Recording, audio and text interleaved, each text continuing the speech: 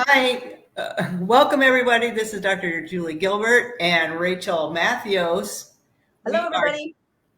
We're here from Oregon Weight and Wellness, coming at you live.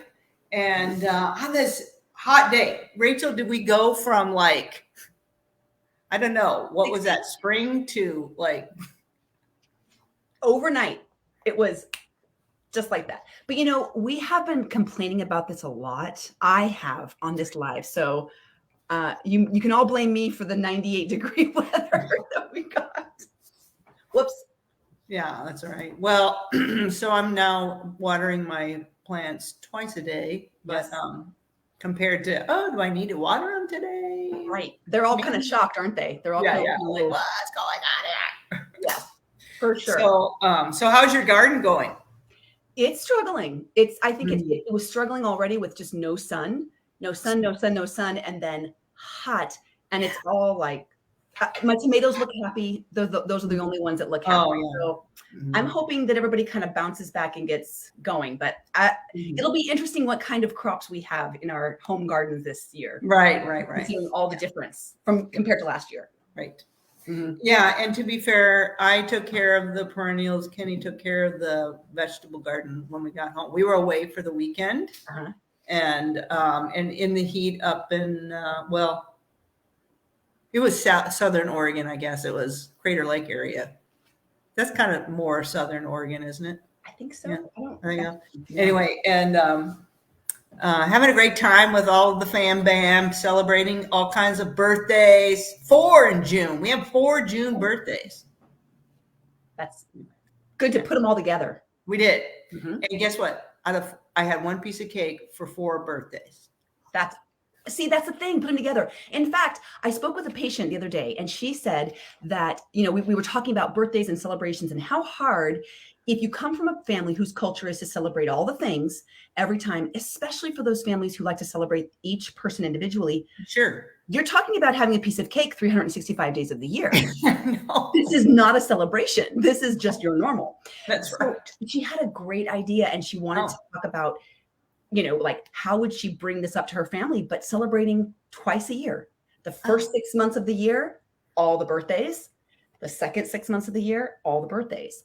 And just combine them. And I thought that was brilliant. I mean, I've heard of people, combining lots of birthdays, but what if you just said, hey, whoever's in these 6 months, that's you. And then you're having one celebration, one set of cakes and things like that. Yeah, good idea. That's great, especially if you have a big family, right? And then also you can celebrate the person on their day in a different way. Yeah. Yes. Yeah. I like that idea. So we had a lot of good food, healthy food. Some people brought lunch snacks, but that was okay. That's all right. But we really enjoyed the sun. And my daughter-in-law works for a company that makes these really nice paddle boards that are inflatable paddle boards. I can't remember the name of it, but they're just really nice. And then kayaks.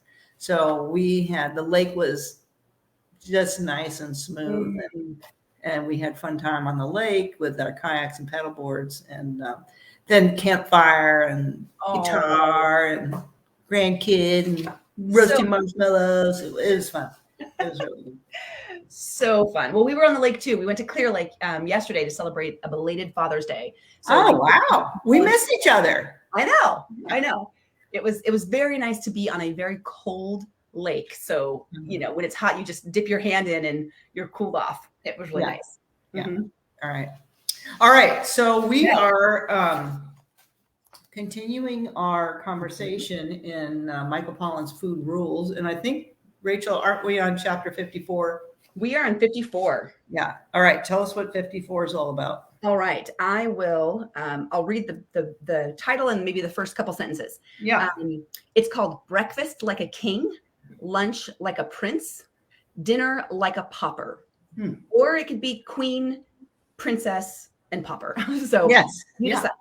And he says, eating a big meal late in the day sounds unhealthy, though in fact the science isn't conclusive. I know. Put a pause button there. Yeah. Little asterisk. Put a pin in that. We're going to come back. Right. Some research suggests that eating close to bedtime elevates triglyceride levels in the blood, a marker for heart disease that is also implicated in weight gain. Also, the more physically active you are after a meal, the more of the energy in that meal your muscles will burn before your body stores it to fat. But some researchers believe a calorie is a calorie no matter the time of day consumed. What do our critical minds think about this? Yes. Well, let's go back to that first pin. Though, in fact, the science isn't conclusive. I think, Rachel, there's been a lot of science showing that calories earlier in the day affect your body differently and your hormones differently than calories later in the day. Yeah, there does seem to be, and it's a hotter topic even now than it was. Remember that this book was written, I think we decided like 6 or 7 years ago. So go ahead. Is that I'm right? Check that. Yeah, Tom. Okay. I mean, nutrition science is changing every day. All the time, yeah. All the time. And it must, and we're happy for it. But I think that maybe when he was writing this book, there wasn't as much as there is now. 2009. 2009. Oh, okay. Yeah. So a little while ago. Yeah. So it seems like we've got a lot more research and evidence that suggests that the earlier we eat our calories, the better for weight loss, on our hormones, on energy levels, and it does impact the way that we utilize the glucose and the calories and all the nutrients. Right, exactly. Because, I mean, so what I can take away or read in is that calories in the day, that 24-hour cycle, affect that day, and then my day starts again. Right. But sometimes, and if I eat the calories later in that day, it's going to change my hormones during the night, which impacts my next day. Yes. Right? Right. Yeah, I think, what we're talking, this is a nuance, I think. It to me, this comes down to, are you trying to optimize your health? Right. Yeah. Because if you're eating, let's just say, if you're eating 1,000 calories more per day, and we don't talk a lot about calories at Oregon, it's not a main focus, but I think it's something most people understand. If you were to eat 1,000 calories more per day than what your body can burn and can use, that's this whole separate issue. But if you're trying to really tweak the dials, and if you're hitting a plateau, or you're trying to get better sleep, better sustained energy, less of the spikes with your blood sugars, now we're talking about optimizing health, not just about weight loss. Right. Now we're coming down to this piece. Exactly. So front loading the day with your nutrition and the nutrients is more conducive for optimization of the hormones versus a couple hours before bed, because then I'm asking my body to wake up and do something. I mean, it has to. I mean, the food doesn't sit there; it's going to be metabolized, and so I'm asking my organs to wake up and process something. And when they actually later in the day, they need to be doing other things. Yeah. Right. And so the idea that he's saying, so eat your if you can, again, optimal. If you can, your biggest meal is earlier in the day, kind of like that breakfast time, though when people break their fast is very individual. And then your lunch is still kind of a larger size, certainly larger than the dinner, but maybe a little bit smaller than breakfast. And then as you're getting closer to dinner, that's where you have a smaller meal. It's it's a lighter meal. And it's earlier in the day, hopefully 2 to 3 hours before you're turning in. Right. Yeah. And, I think a lot of this is subject to the season of the year, maybe. And it's because sometimes it's hot. I mean, when it's hot, in the evening, I mean, so that's more or this stretch. Yesterday, I really wasn't hungry at 5:00 when I usually eat a dinner. And so I didn't eat a lot. I just ate some very light, vegetables, which was light, and they were fresh. So, and so seasonality probably plays a role here too. Yeah. Right. So what are your in our culture, we eat big dinners. This is when the family comes back together. This is in general, this is when all the people are more likely to be in the house together, when they can kind of break bread, as we call it, and connect um, and breakfast and lunch aren't really, everybody's going their own ways. So for a lot of people to switch that bigger meal from dinner time up into a breakfast or lunch, Yeah. it's a total paradigm shift. Right. It's a total disruptor of routine. What Right. have you done to kind of transition yourself that way, or what are the things that you do? That's a great question. Mhm. And yeah, and really, I'm just thinking about our, the American culture versus other cultures, who like take that break midday. But yeah, it's really challenging to do. So, but I do try to eat. Actually, probably my biggest meal is my lunch. Mhm. So Right. that's probably my biggest meal. And then I do come together with it's just my husband and me right now, although my two kids are home right now. Yeah. Yeah. Uh, but, and so, there might be a lot of food on the table, however, I'm just choosing for myself, knowing that I'll feel better, I'll sleep better. Mhm. Yeah. With a lighter dinner. Yeah.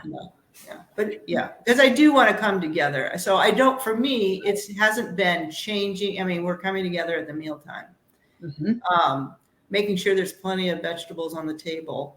And then having I guess having a smaller portion of meat, but yeah. So.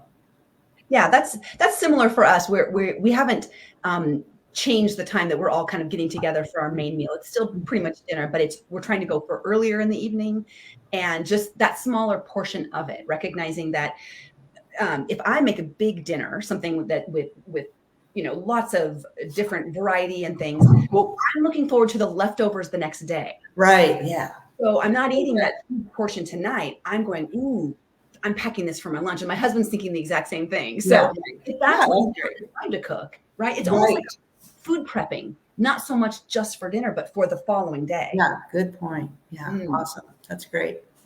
I was thinking I have to give kudos to my husband, who you were mentioning that families are going every which way in the morning, which is true. But he valued and knew the importance of breakfast for our kids so much that we had breakfast together as a family when our kids were in school.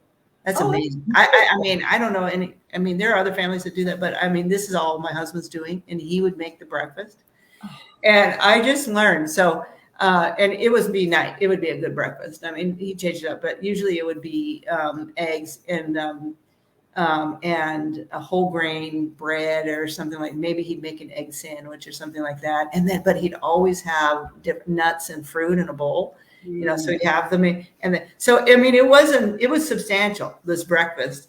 And I just found out that when the kids get together as adults now, they're kind of sharing stories about growing up.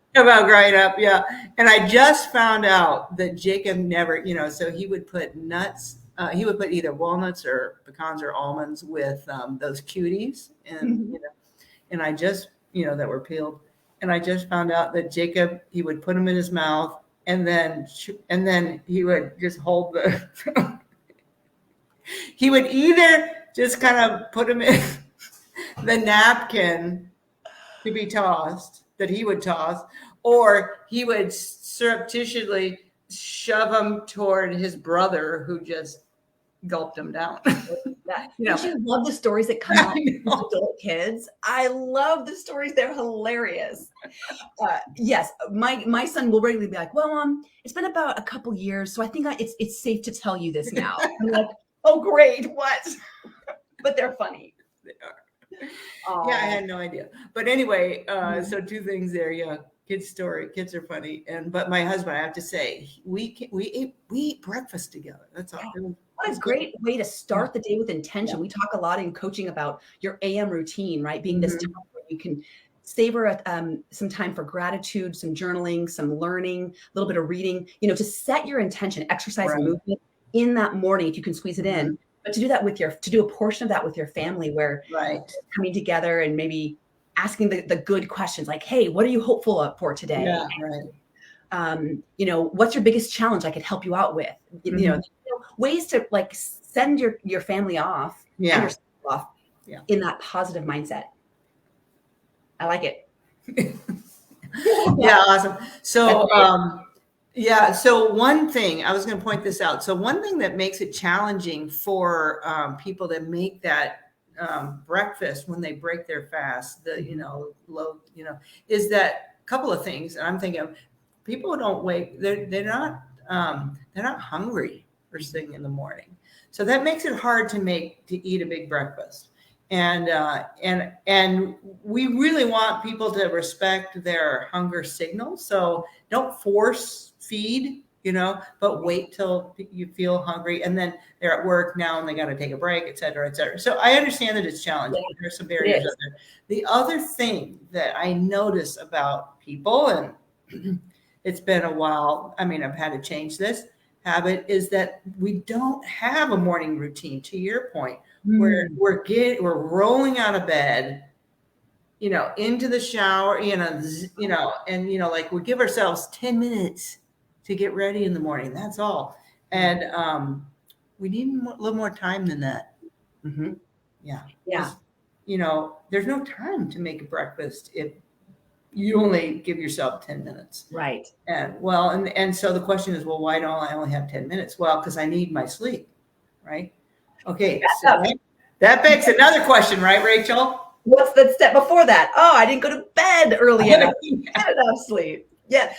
This is why I love an AM routine. So much more than just what you're doing and how it helps you for the day. It's that it changes so many upstream behaviors. Mm-hmm. Yeah. Because in order to do that morning routine, and once you do it, once I started, I never wanted to give it up. It was so valuable to me. It's like the first third of my day is all mine.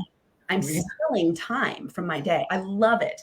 But I had to then go upstream and go, ooh, okay, earlier bedtime. And then that also means probably earlier dinner time. Yeah. And you're more likely to go to bed a little hungry, or certainly not full, more likely to wake up a little bit hungry or early, being ready for that breaking fast a little earlier. So it's interesting, those behaviors. Right. Yeah. And I'm giving myself a little grace, always giving myself grace. Yes. Because I was a little out of routine, out of sync on this like short, brief long weekend, and didn't sleep as well, woke up a little later. So, so this morning I got up at my usual time, but I can reclaim those habits, so, and it's important just to jump back on and reclaim. That's right. Jump back. Because these habits, in coaching, we call them uphill habits. They're valuable and beneficial, but it's like riding a bike uphill. You have to continuously pedal or you will roll downhill. Mm-hmm. And for these types of habits, it's something small that gets a speed bump in our road, a vacation, a disruptor of the routine. And before you know it, you're rolling downhill and you're just dropped your habit. So these are the types of habits that you just quickly recapture. There's no guilt, there's no shame, there's no time to perseverate. Just jump back in. Right. The very next step. What's the very next step I can do to get back into my routine? Right. And then it comes back pretty quickly if you're intentional. Right. Yeah. Right. Yeah. So just thinking about that, then maybe good questions are, how can I make my morning routine maybe a little more calming and a little more filling me up so I can bring my best self to the day? Yeah. What could a little bit more time do for me? What could it look like? What do I have? What do I stand to gain?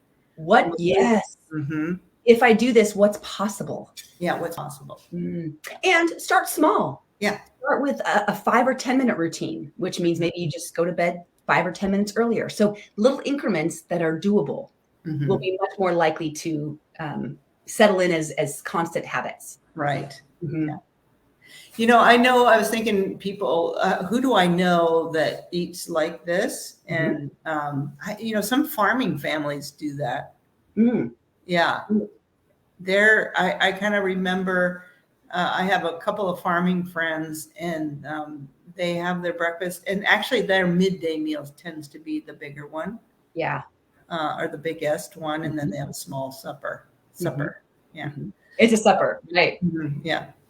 So, and they, the other point that we wanted to bring out is that movement after a meal. Yes. Yeah. Yes. He does. He talks about that. He says a related adage. He's always got these cute little, quips. After lunch, sleep a while. After dinner, walk a mile.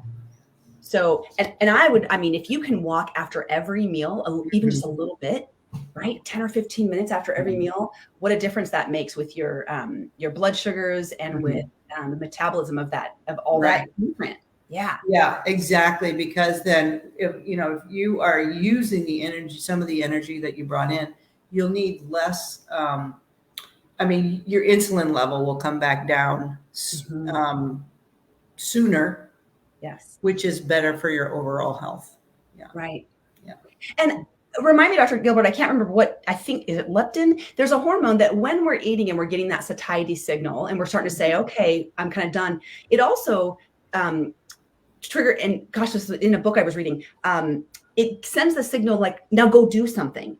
It's kind of like okay, now do something with that energy. You're energized. Now go hunt or gather or walk, or it's like you've got this energy, use it to do the successful things you need to do. Gosh, I'm going to have to check that out. I'll look it up too and see if I can remember the reference to it. But it was fascinating because it made me realize my body is sending me signals. Hey, I think you're good. And also get up and go do some stuff. Yeah. Right. Get out of here. Awesome. Go. Yeah. Okay. I want to know. So let's come back to that next time. Awesome. I'm writing a note. Yeah. Awesome. This has been a great conversation, Rachel. Maybe we're not going to change all of American culture, but maybe there's a few things about our own culture that we can just ask some questions and see if we can do a little bit differently. Little tweaks make a big difference. Yeah, little tweaks. That's right. Well, thank you so much. We didn't get to what's for dinner. What's for dinner? Oh, gosh. I still have kids home cooking, so you don't even know what's for dinner. Super spoiled. Yeah, it's coming to an end here, but I'm super spoiled. So. Oh, I know what it is. A recipe from a patient. Actually, I tried it. It's slow cooker, peanut sauce, tofu, and broccoli. It's kind of like a Asian. Yeah, I think I'm going to do actually a air fryer with the tofu to make it nice and crispy. So I'm really excited about that. That's what's great. Awesome. All right, well, enjoy that and enjoy this beautiful sunshine. Yes. Yeah. Absolutely. And have fun in your garden. Okay, everyone, stay healthy. Yeah, and hydrated with this. Hydrated. Yeah. Yes. With water. Clear liquid. Yeah. All right. Bye-bye. Take care, everybody. Bye.